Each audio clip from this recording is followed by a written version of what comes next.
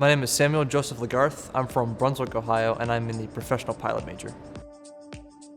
I chose Kent State in the College of Aeronautics and Engineering because ever since I was a kid, this is what I've wanted. I've wanted to be a pilot, and this was the best fit for me in terms of location, as well as having friends that have gone through the program in previous years. And they've talked to me about it, and they said, this is the place that you need to go.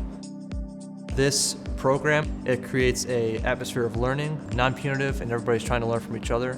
But the most important thing is safety. So safety is prioritized here as well as learning. So you want to run up the avionics, you would flip it, and I'll turn off the lights. We got into the static for it. They provide an accelerated pathway program for professional pilots. So they have from start to finish laid out in a roadmap, everything that you need to hit. And it's always nice to have structure when you're going through college to know what you're aiming for and what your timeline is. Kent State also has the largest collegiate fleet of aircraft in the state of Ohio. We have the most resources of any college in the state of Ohio to allow me to train here.